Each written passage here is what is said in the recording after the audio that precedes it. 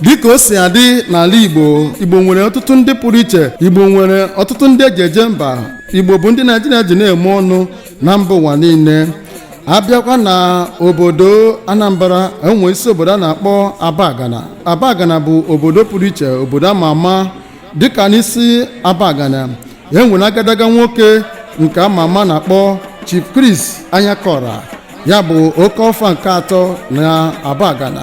Na afọ 2013 ka Chief Chris Anyakora, ya bụ Okofia nke Abagana nke atọ, mere emume pụrụ iche. Emume a bụ iji gosipụta obi ụtọ ya ka o si wee nwee mmasị n'ebe ụmụ nwanyị nakwa ndị okibiri nakwa ndị ụwa na-atụ n'ọnụ nọ na Abagana nọ. N'ụbọchị a imirikiti si ebe dị iche iche wee gbazuo n'obodo a. N'obi ihe kpọmkwem ka e mere mmemme a, ndị egwu dị iche iche bịara, ọtụtụ ndị mmadụ dị iche iche bịara. Ndị ama ama ndị Igbo ji eme ọnụ tikwere n'obodo a tiri na be obi ihe. Na ụbọchị a ihe pụrụ iche ka e mere n'ebe ahụ. Ma tupu mmemme ebido, ka anyị kirie ka esi wee bido mmemme a, maka ebido mmemme a site na ekpere. Ka anyị kirie ka esi wee bido mmemme a site n'iji ekpere wee bido ya. Okofia Abagana. Chief Dr. Chris Anyakora. Okofia Abagana. Ndị nọ na ebe a, mmadụ amalite ọchị na-eme na Abagana. Odugo anyị na-ekpere mmehie ọchị na-eme na Abagana. Ndị ga-agụrụ n'ọtọ.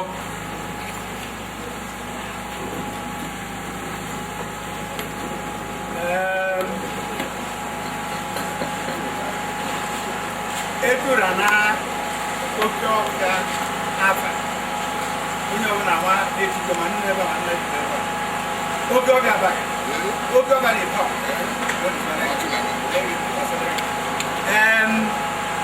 ọ bụ ife inye Chineke otuto na ife a chọrọ ibido na anyị ga-ayọ Chineke okwu okwu na-efutere azụ e wee fụ mgbe niile gara n'uso onye nwere Chineke si wee chọọ kpata na anyị eteka okekịta n'afọ nsọ nna dị mma na-eme mma eze a na-ekpesiala ọmụ gbarịkịta okwu n'ọnụ anyị bụ ụmụ ya daa n'okwe na eji a wee na-enye ya ekele n'afọ ọma n'ebe Okofia nọ n'ezinụlọ ya anyị onwe anyị maka mmadụ ofe n'ala nketa wee nwee ike ruo ebe a wee na-asị biko gaa bụrụ onye isi oche anyị bụ ibe niile a ga-eme ebe a ga-aga n'usoro nwa bụ nna si wee chi ya ka anyị wee si ebe a wee nweta ngozi n'obodo Okofia wee wara na-aga n'isi na oke osi adịle wee na-ayọ nna dị mma na-eme biko bịa gozie chekwaba maka anyị ibe ndị a niile gaa n'usoro n'aha Jizọs Kraịst onye nwe anyị n'afọ ka ekpesịrị ekpere kirie ka onye isi ji wee gwa ndị bịara ebe ahụ okwu. Okofia Abagana. Chief Dr. Chris Anyakora. Ndị ichie n'ebe a, ndị nze na ọzọ, ụmụaka, ụmụ nwanyị, ụmụ nwoke, ndị na-echekwa obodo n'ebe a, ekelekwa m unu.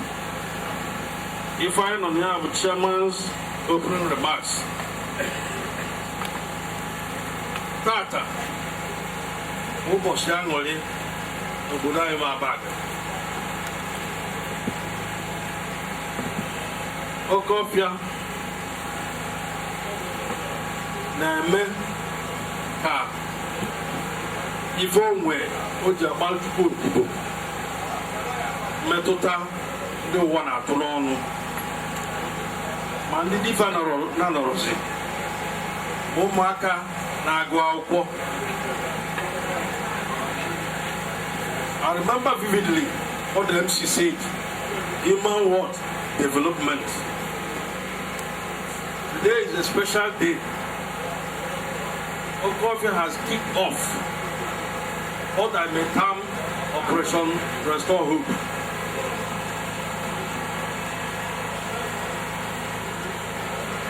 Okofia, as a young man, in all humility, using his resources. Today, Okofia Abagana, the new marker, the Nagwa, the Abagana, they are about indigent students. Nkwado, afọ wee nwee ike ndị emegide na-agụ akwụkwọ. Na-enyekwa ụmụ nwaanyị ndị diva na nọrọsụ nkwado ka fa nwee ifufe ga-eji na-enyere onwe fa aka wee nyekwara ụmụaka fa gịnị aka.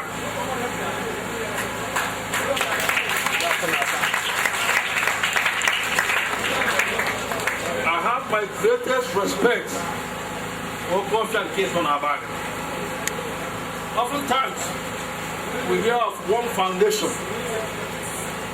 in UK, one foundation in US, one foundation in other parts of the world. But today, that foundation is kicking off in Abagana. It is not easy. Okofia and Keita Abagana, I salute you. What we are going to do today, we go down in the annals of the history of this town for remembering the widows.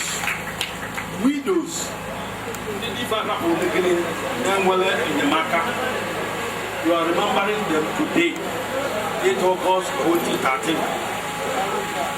Equally, ụmụaka ndị nwere ọgụgụ isi ya go akwụkwọ mana ọ bụrụ gị na emefa ị ga-adrọ ịzụfa. And that's why this your singular initiative on human development is very, very important. Develop an individual, you have developed a whole nation. I thank God for giving you that spirit, that enthusiasm to remember the less privileged ones in our society. God will bless you. Some of us here may not understand what Owele Keton Abagana is trying to embark. I mean, Okofia Keton in Abagana is trying to what? Embark. You may not know. Oh, you can as Gojalwa industries. Lower flats here and there, but he believes strongly in what? Human what? Development. Mobile Matakiri, from nursery up to university level, you have equipped that child. In this global community that you have equipped that child. In these days, the problems, enormous problems in the society, the challenges this country is facing, you will know, you tell yourself that we have problems. And Okofia is trying to solve that problems. Okofia and Keto, God will continue to bless you. He is not the wealthiest person around this community. He is not the wealthiest, but he has what? A foresight. A foresight. The other foresight. Okofia Keto, continue with what you are doing. You are taking off. You are kicking off with no wrong with you. But remember, you are Okofia of subsequent editions of Okofia Foundation will stretch their tentacles. Yes. Kunaka. That will be the debates of Abagana. Finally, ndị diva na nrọs Okofia akwado today. Awakwa na arụ. Unu ghọta the spirit Okofia ji eme ife a. Ọ ka onye unu aka. Unu obi ike imegharị njel ndị ọzọ aka. Mark very well the spirit Okofia ji eme onye unu aka. Unu na-ekperi ekpere. Sikwa etu a mekwagịrị nyere ndị ọzọ aka. Ọ ghara ịdị na nke unu. Ọlụ unu nwe abụ gịnị? Ikpere were ekpere na-agọrị ọfọ. I mean, Okofia, I'm sorry. Okofia Abagana. Now, Goria Gede. Ogologondo.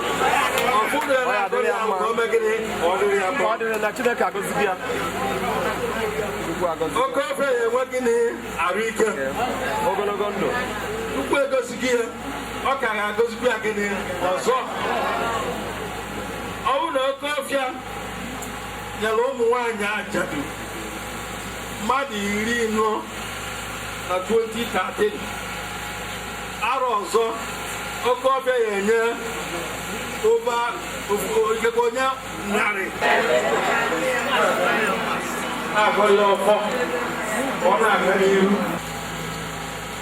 Now everybody here has seen what Okofia is rolling out. I believe strongly that Okofia has so many other things in his mind that will lead to the development of the youths, the downtrodden, the less privileged in this town. Having said that, on behalf of everybody that is here, I salute Okofia, Ito, Abagana. Okofia Abagana, you have to respect by going to welcome. Okofia Abagana.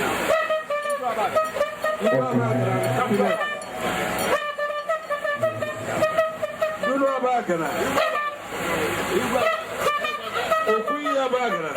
As over, you can go Abagana. I could do that. So much the Melva. I can Okofia the Canoe. Okofia Abagana.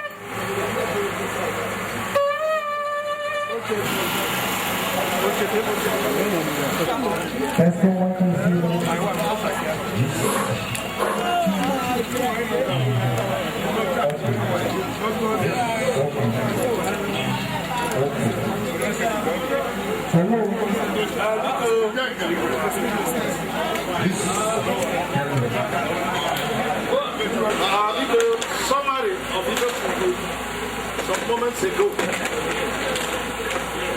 Okofia Abagana is today launching what I may call Super Operation Restore Group. Super Operation what? Restore Group.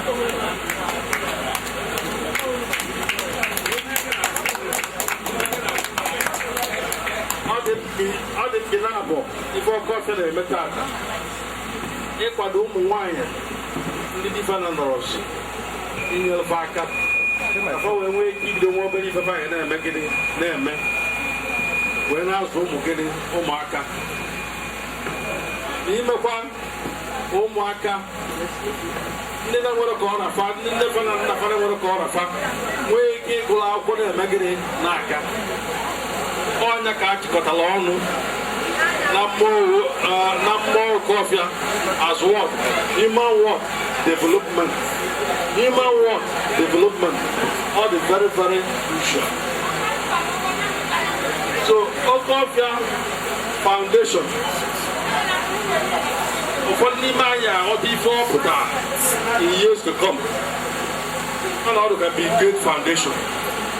Ford Foundation and others. Okofia, very much. Marcus ought to open the Igba Debo or Japutago. I'm very good. That's it. Now everybody on our Igbo name. I'm very good. That's an every I'll give it to you. Hey, better come to I just scratch. I can tell them okay, that's not that's where to the ambient. I can't work to walk about it. Never come back to the community. Maybe never die. Better you are there. You're going to be a servant. I'm going to be a servant. And then when I get a dinner from that, maybe it's a brother there. As the grandma of the judge.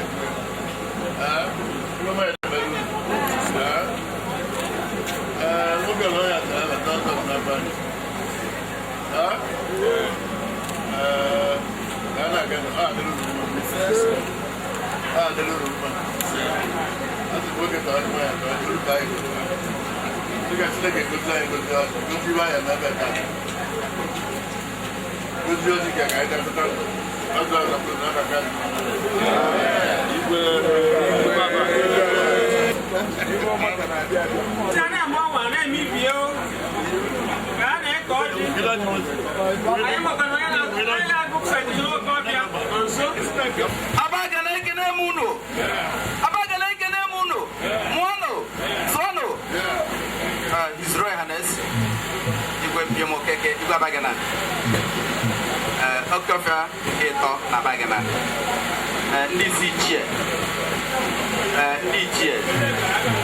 the special guests here present, the widows Oranese no, the citation of Okofia Abagana, the dead.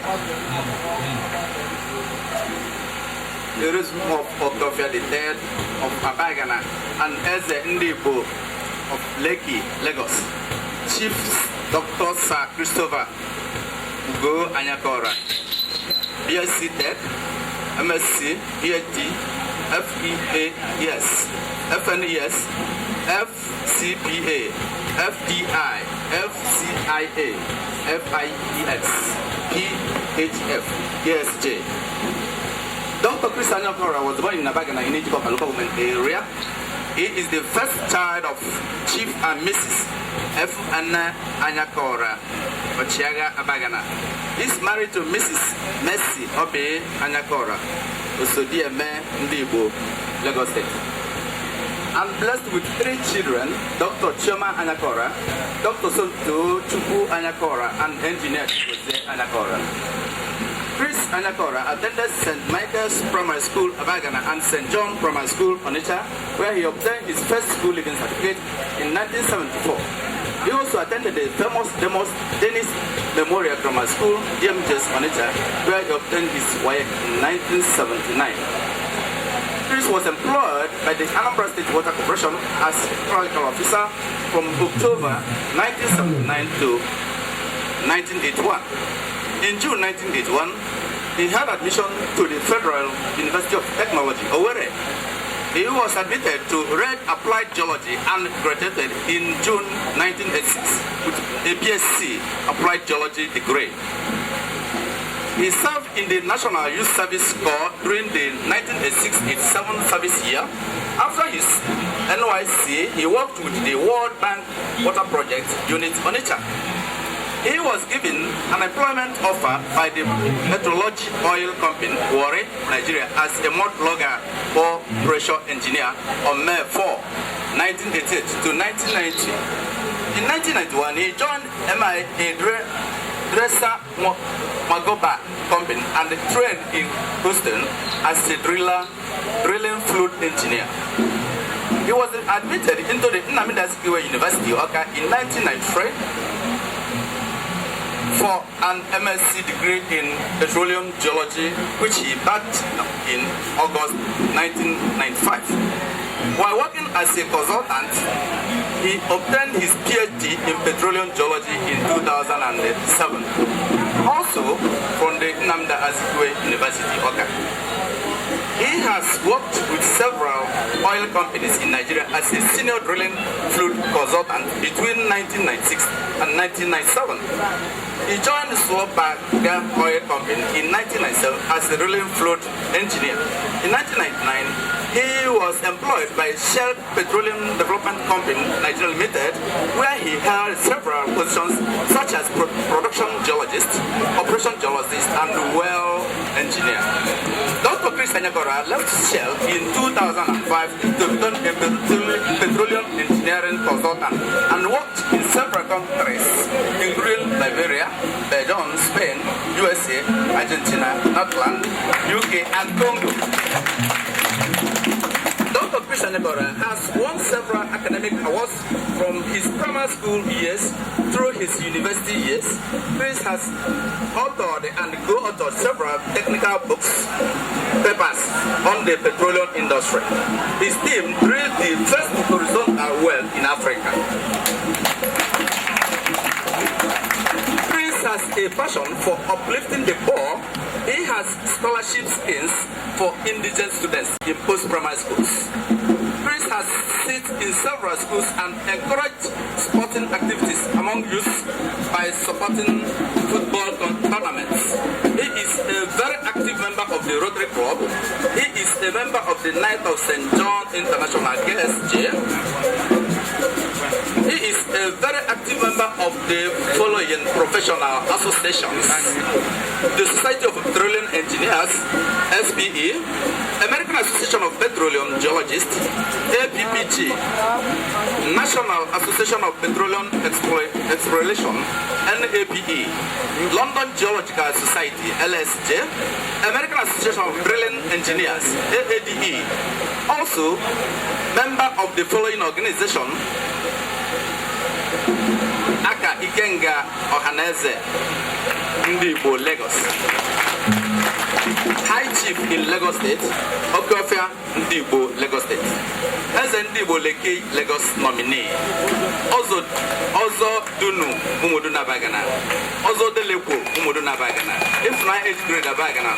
Abagana Committee of Friends, Lagos, ACF. Abagana Welfare Union, AW, Lagos. Chris is well respected internationally, especially in the Society of Petroleum Engineers and the oil industry. He has participated in several oil and gas related international conferences in Houston, Texas, New Orleans, Louisiana, Denver, Toledo, San Antonio, Texas, Dallas, Texas, to mention but a few. Chris is a fellow of the following associations: Fellow Nigerian Environmental Society, FNES, Fellow Chartered Institute of Local Government and Public Administration, FCPA, Fellow Academic for Entrepreneurial Studies, FAES, Fellow Institute of Business Development, FBDI, Fellow Chartered Institute of Public Administration, FCIA, Fellow Institute of Export, FIES, Paul Harris Fellow, PHF. Dr. Chris Anyakora attended and trained in following oil industry institutions: drilling fluid oil, Houston, Texas, well control training and certification, IWCF, International Well Control Forum, drilling operation techniques, Netherlands and Germany, stockpipe prevention training, basin-oriented geology, Spain, applied rock mechanism, surface integration, production geology, Netherlands and Renan, Germany, advanced mud school. Some of his appointments include President Chairman, Oxbow Concept and Resources Limited, President Chairman, Thorax Ventures Limited, Nigeria, Chairman, Smart Well International Gas, Oil and Water, Nigeria Limited, President Chairman, Millennium Sport, Nigeria Limited, Chairman, Oxbow Concept and Resources, LLPW, New York, Chairman, Penetrate Limited, Director, Gary's Energy Solution Incorporated, Houston, USA, Director, Expo Protect UK Limited, London and UK, Director, Brand Source Incorporated, Houston, USA. Chris Anyakora is an astute administrator, a very amiable and a generous person.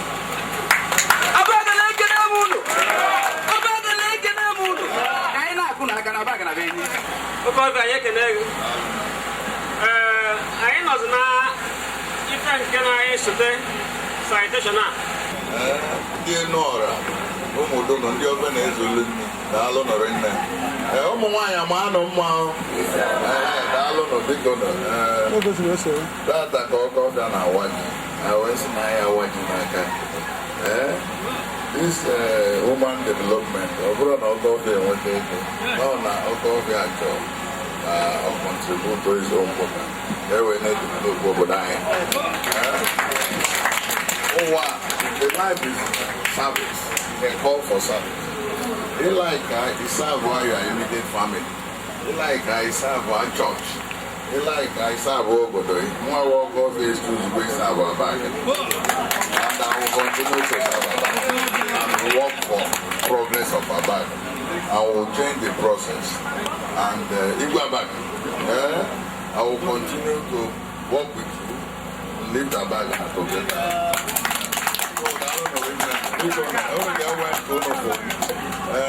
Now, ụfọdụ ga-asị na nwoke ego ma ọ nọ meka ọ bụrụ ego nọ enyela ka nwee ndị nwee ego karịa na ebido ife a fa nwee ike merekwa n'obodo fa n'ogbe niile maka a na-eme Abagana na-adị mma ndị mmadụ na-asị na kidnapper dị na-ada anata mana if you help one person onyela onye ọzọ aka ụda adị n'obodo ọgwa na agụụ na-aka ọsụsụ ife mana onye inyere aka o bido ife ọ dị na mma onye ọbụla kwe nkwa na onwe onye ogbenye nọ n'akụkụ ya nọ ya elotie ilotere anya ya ife a na-aga mma daalụ nọ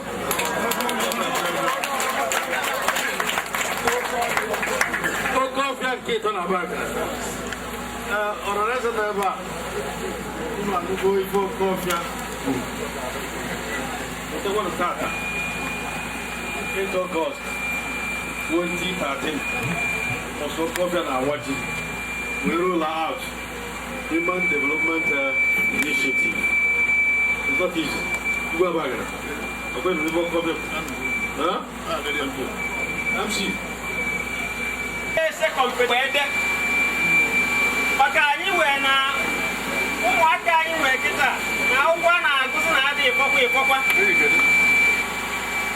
Ọ bụ na anyị bidoro gbowe ide a ka ọ ka dị n'oge ọkpa na nsogbu ya adị. Ọkwanya ife a na-eme ife a ka ebido kịta gbowe ọhịa gbarapụ ya ọgbasa aka kansa ọ ife a na-agbara ọsọ ya wọrọkwa ife dị ka agụmakwụkwọ a nne na ụmụ anyị nwụrụ kịta ife a na-agụzi dị egwu a na-apị kọmputa fim vidiyo ebe niile ị nọ na gụọ akwụkwọ na-enye nsogbu ese nwa asịba lee ekwukwu onye agụọ ịfụ na anyị nọ na nnukwu nsogbu anyị nọ na nnukwu nsogbu na ọ bụrụ na amara ife eme na ife yerikwa mmadụ ọkwanye ya bụ ife Okofia bidogoro ife ka ebido kịta kọwa mmiri ahụ ịkọ ọka dị n'oge ọkpa ka ebido kịta jụrụ ewu ojii ahụ ka eyibe ka anyị na-achọbụ ka anyị banye Okofia nke ịtọ na Abagana Chief Dr. Anyakora na-ekpughe ife a na-akpọ Human Development nke His Royal Highness Igwe Patrick Bamalo Okeke JP Knight of St. John International na Lọlọ Okofia ekpuwe kịta abụọ mmere a nna na nwa na mọsọ ekpuye nụ ewe kele Chineke n'afa nna na nwa na mmụọ nsọ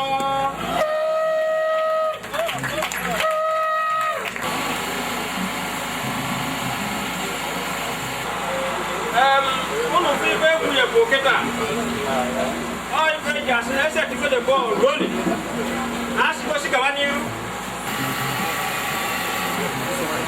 mmesịkwa m na-akpọpụta afa ndị ọzọ nke 23 delese competition a maka na a ga-enyefụ ife kịta onye nke mbụ onye ewe onye nke mbụ o nwere obere okwu m chọrọ ikwu ọ ife gbasara idobe iwu niile pasị ka ede onye aka bụ onye nke mbụ na ese competition a ọ bụrụ ya gbara onye nke mbụ maka na o dere ife a ka esi wee gọbata iwu ejikọbie omerie so n'ọnyanwa onye nke mbụ ga-apụta ebe a bụ Jideọfọ Mary Cynthia Chinyere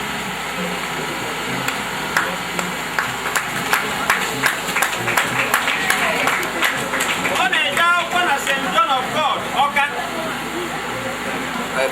ọ na aka onye nke bụ ahụ dị mma a na-ebi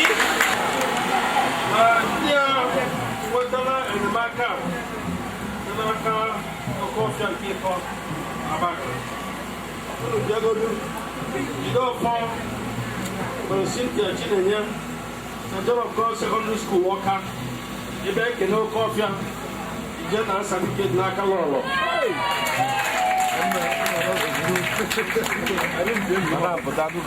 Akwara aka ọ.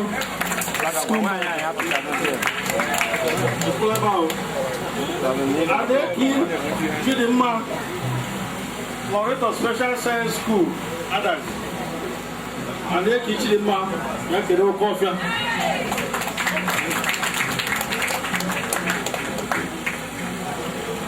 Pastor Oguza Livinus, she Emilia Slam the Aziki was on the school Abagana.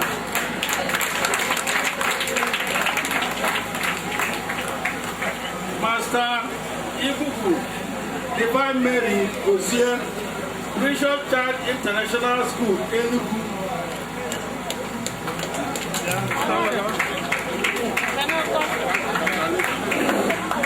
Because you are again. Oh, this award.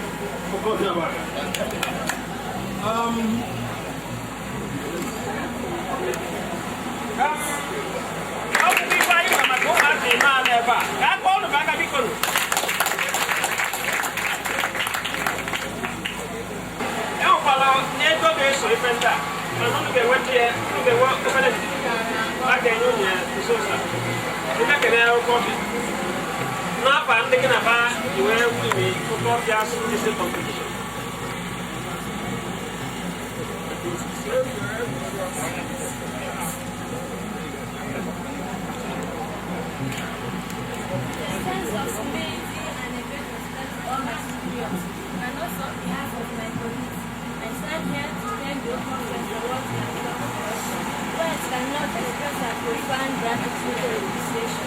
We pray God to give you long life and good health, protect you and your family.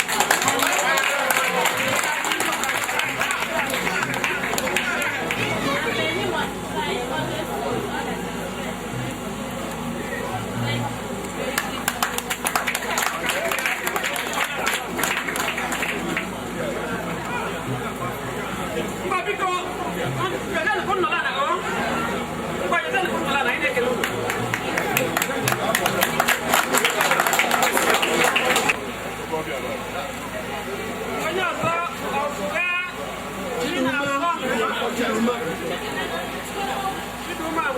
Okofia.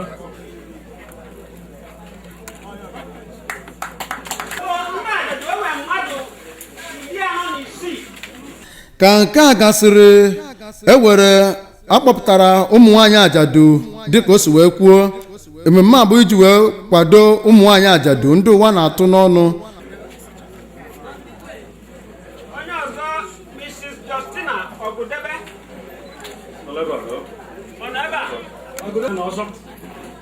Lolo. Mrs. Mary Chinyaka. Come on, no, that is not ready. Don't worry. You have your mic now. You're working with you. Chikobiaki Walo. Let a few questions go. Chinyaka. Hold on. Come on, yeah. No. No. Embassy. Kako onye ọzọ ka Kako Mrs. Jacinta Wanna. Wanna Jacinta. No, that's okay. That's okay. That's okay. People, Rakas. Like you have a move na phone to the Andiozo. Jacinta Wanna. Take a good. That's 6 now. Rakas. Biko ka anyị leke ka anyị mara ka ife Okofia mere unu o si wee dị unu nwa wee dịkwe ndị obodo anyị udo dịrị unu.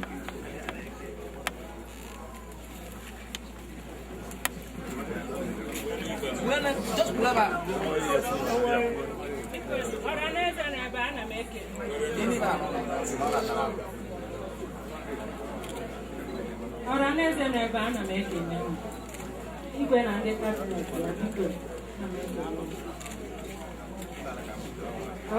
Okofia ọgampe ebe ana m ekele biko enyemaka inyere anyị ife anyị na-asị ka anyị ra wee bịa ebe anyị na-ekele gị anyị na-asị na ebe izuru okwute n'oge tiri mmadụ kwuru mmadụ n'aha biko asị na ara papi gbata ilu n'ụlọ ife okwu ekpere ha na-ekpere oke ofe bụ na nke arọ nwa eriri nne na nke arọ bụ ya nke n'aha Jizọs. mmemme a gakwara n'iru iji wee nyekwa ndị ọzọ asambodo pụrụ iche ma ndị gbara mgba ma ndị kụrụ egwu ma ndị gbara egwu pụrụ iche enyekwara ha asambodo.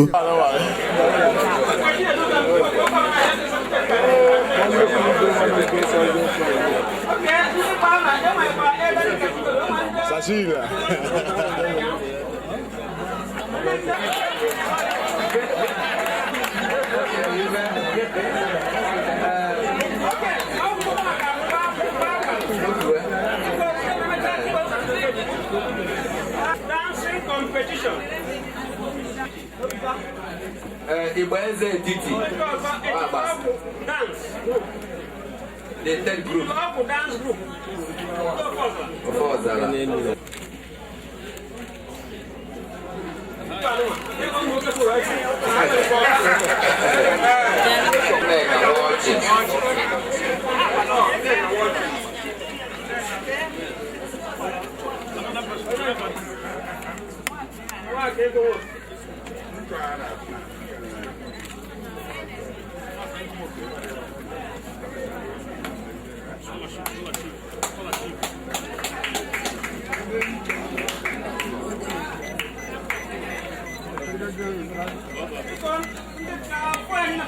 Okofia.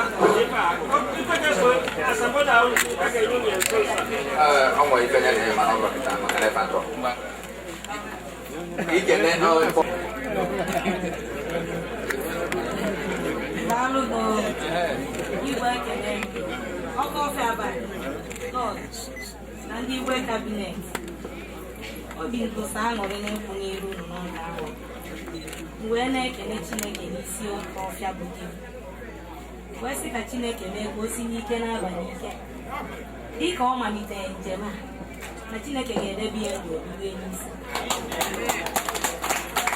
Na mbụ a na-asị charity begins at home mana taa ka m maara meaning ya n'isi Okofia, and today Okofia abụgola a subject of discussion wee na-asị ka Chineke mee ka o si n'ike n'abalị ike edebe ezinụlọ ya debekwana anyị nwa n'aha Jizọs Kraịst bụ onye nwe anyị.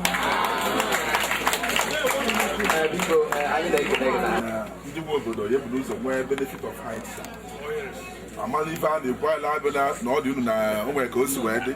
So biko nụ a ga-ebido kịta nkwue Abagana unu respondụ anyị bụ enyi. Aga m ekwe ugboro ịtọ na nke ịtọzi nkụzie na anyị bụ enyi unu asị Abagana bụ nnekwu obodo. Na nkube na-ekwu Abagana Abagana Abagana anyị bụ enyi Abagana ekene fuan kachan Igbo bụ Igbo kwe ife anyị na witness tata because ịma na ọ bụ na ife ana menuru ome debi ife ana menuru ebilo mere gịnị mere a sị na ife eji n'aka ejiri ugegbe ekiri ya anyị fụ by this sheer act of philanthropism, patriotism, goodwill. Now, all the new air, Chineke no tell Abagana by a change of administration.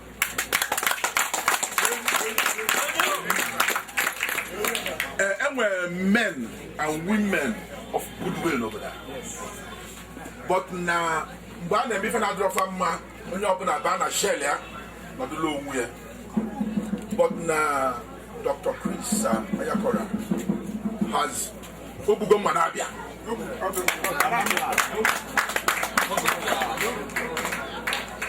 Oge dịka oge kịta bụ oge ndị mmadụ na-eti n'ebe na ụbọchị siri ike ụbọchị kpọrọ akpọ mana obodo nwetala aka nwee ndị ọ dị nso nwetala aka nwee ndị ọ dị nso ya na anyị nwere ekene particularly on behalf of Abagana Welfare Union and Abagana community na this milestone Okofia said it today Mwakweta that na obu mbido a way forward for this town because no onye na ebido ndị ọzọ megide ya so no Okofia I know you've shown exemplary grace and fortitude from the man. You are a great man. And in man about that na opera na igwe minute ago. I can't remember when you were when about that. I can't remember. No, I know what I'm saying. I know what I'm saying. Now I'm going to tell you something. Oh, the logo even. Oh, the logo even. So now, Okofia question. You've been showing it before on camera the first time. So now on behalf of the beneficiaries and the prayers, these women, both widows and young people delegate, I believe that God will confirm it today.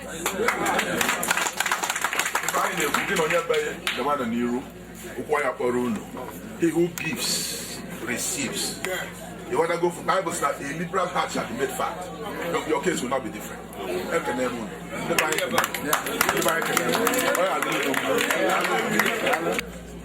Igwe Abagana, Okofia the tech, the chairman, the PG, Okwi, Gideon the chair, Abagana Kachano, Mwana, Nigeria, Kachana, Mwana, Zwana, Umwai Azunai. Oton Kpakpando, ahụrụ ka nkwụ iwe karịrị nke ndị ọzọ kwuru. Nọ na asị na onye furu ife ọma chaṅụọrịa na nnekwu ive na-eme na Abagana taa. Dịka PG si wee kwugo okwu. Ọkwa ife ọfụ na-eme na Abagana. Maka na obodo ga-aga n'iru nnekwu ọkpa dị obere ọkpa eme gịnị adị n'obodo anyị adịrọ mma ma na Naịjirịa adịrọ mma o si n'ezinụlọ o si n'ụmụaka Okofia wee tọọ ntọ na nada egwu nke ọta o nwere ife dị ka amamive o bidoro n'ụmụaka ịkụzi ezigbo omume ọ nwatakịrị na-erube isi ya nọ ana gụọ akwụkwọ ọrụ nọ n'ọfụ ọkọtọ mgbe si ibe anyị na-akụziri ụmụaka bụ ego ka anyị nọ nkọ ekwu anyị bụ ọkọtọ satifiketi Okofia nwere ọkwa nọ n'ọfụ o wee gosi anyị ọ bụrụ na Okofia dụrọ disiplin onye kuru anyị nkọ ya na nnekwu ive na-eme na Abagana tata anyị chọrọ ka anyị chi ya maka na aka na-eme azụ ome gịnị ọgba nkọrọ aka aja na-eweta gịnị ọnụ mmanụ Okofia kuru anyị nkọ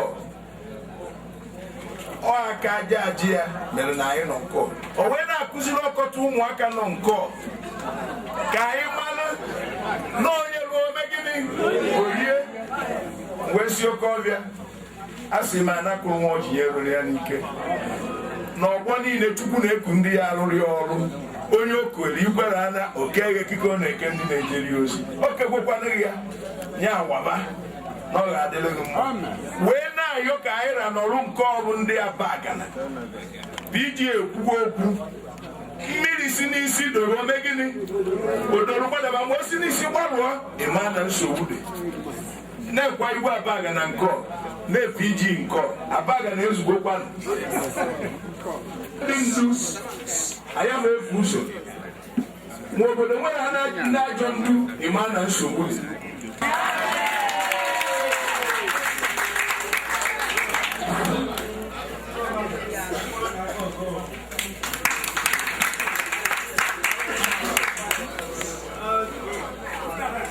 1 minute. One of them gets up again. So, man,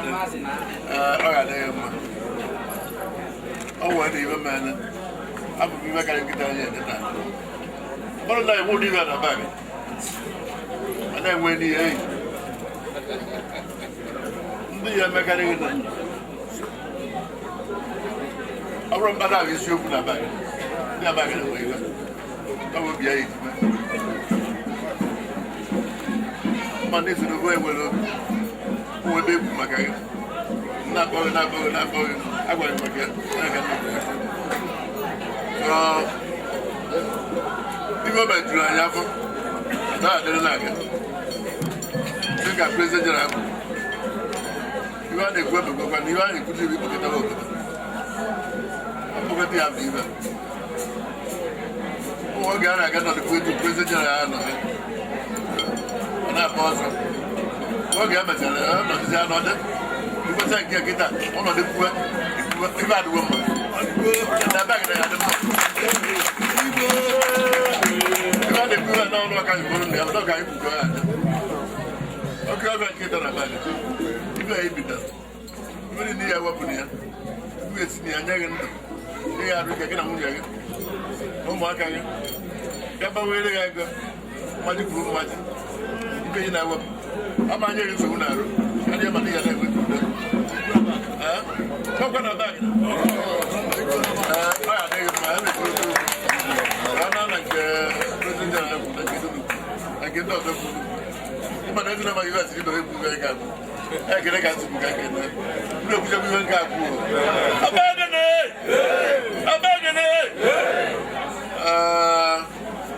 I want to look at the other person. Now let's have that in Bow. I think I have a bag in Kavanaugh. They are not be one of the last year. Not there. I wouldn't mind me as a packet. No, I can money. I don't want to be a packet without I can money. I want you over to do more, what you do at your money. I don't know. Sit down there, man. I can Yes, we're drawing. Now we don't ceremony in Kenua. In Kagatina, Nanya. I will not go. If I'm not a phone again, you know, line, go line, use a bell line. Can you mayor now, Jesus? When I work in Chris, above knows what if I know one. Okay, me for Chris, I got above knows what if now because you don't line and then you go and then now, Jesus. Now because it's my bag, those are back and then you don't have back, I give it in a bag and I go now, Jesus.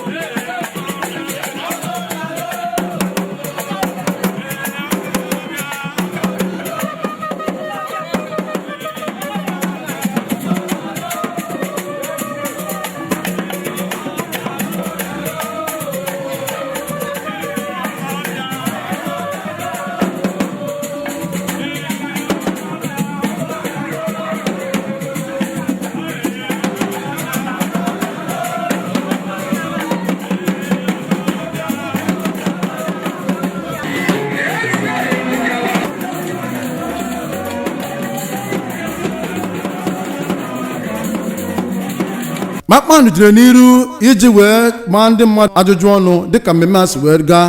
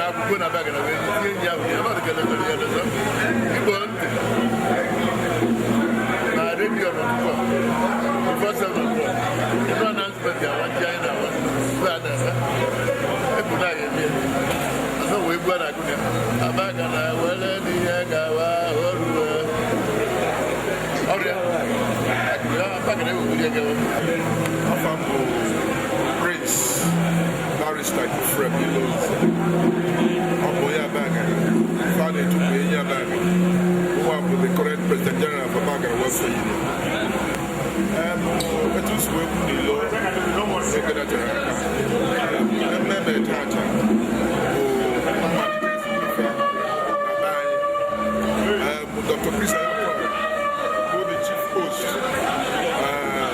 exhibit an unusual sense of responsibility, humility, philanthropy, whether goodwill or patriotism.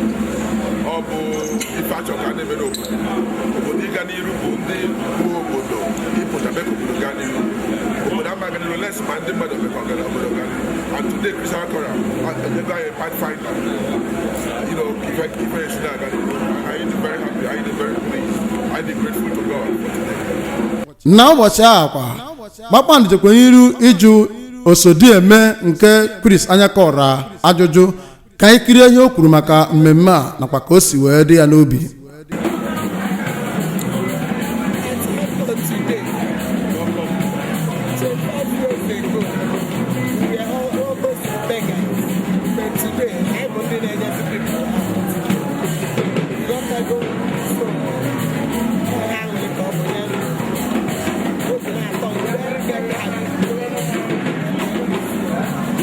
Ka anyị kirie ihe Chief Chris Anyakora Okofia nke Abagana nke atọ, o ji ego eme ọgọ, o ji ego eme ọjị, o ji ego achọ udo, o ji ego eme mma.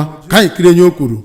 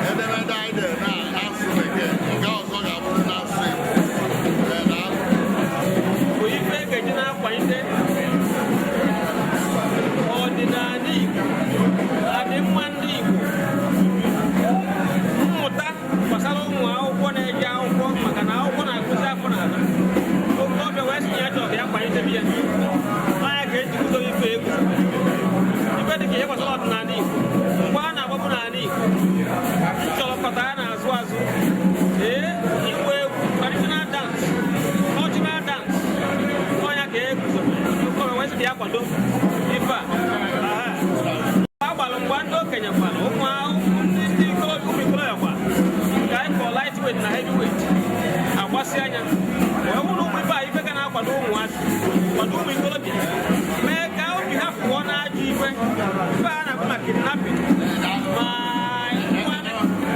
ma nja idleness unemployment ọ ife achọ ka ebido kọtọwetị ya nwere interest ya nwere mmasị ka ebido kịta achọba ife ọsọ ebido kịta wee kwụba ndị ahụ ka ọ ka n'obi ọkpa ka a chụwa egwu ojii ahụ kachikadị ka ọ ya gba ngasigbo na afrọzia ọnya ga eneja ya wee si ebido ebe a wee na-ayọ ka ndị mmadụ ndị ọdịmma obodo na-adị mma ka fasikwa etu a ife dị etu a ọ ife ga-adị obodo mma esi etu a na-eme ma na ụmụaka ife a na-ekwu omume ndị dị ụmụ ikolobịa ọ ga-ebe ntakwanụ onye bụ anụ ihe karala maka ụmụ ife a ga-eruo ụmụazị obiba na-abụ na-adị ife nwa na-enwelụ ife dị ka onyinye aka na-enye ndị ife kwesịkwesị ịdị so na ọkwanye ya ka igbo gọọmenti ọgbagbuo onwe ya anyị wee na-ekene ya wee na-esi anyị maka onyinye anya Chineke dị n'eluigwe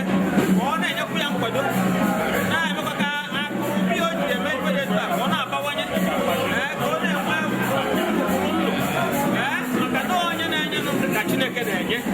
etu a ka Kpakpando si wee hụ ya na obi Chief Chris Anyakora Okofia nke atọ nke Abagana na ụbọchị ahụ ka o mere emume iji wee kwado ụmụ nwaanyị ajadu ụmụ nwaanyị ihe na-atụrụ ọnụ ma ndị ihe na-esiri ike na obi ya na mkpụrụ ụbọchị 8 ọnwa nke 7 afọ 2013 na obi ya. Chukwu gọzie ndị Abagana, Chukwu gọzie Chief Chris Anyakora na ezinụlọ ya, Chukwu gọzie ndị Naịjirịa, Chukwu gọzikwe ndị Igbo niile ka emesịanụ.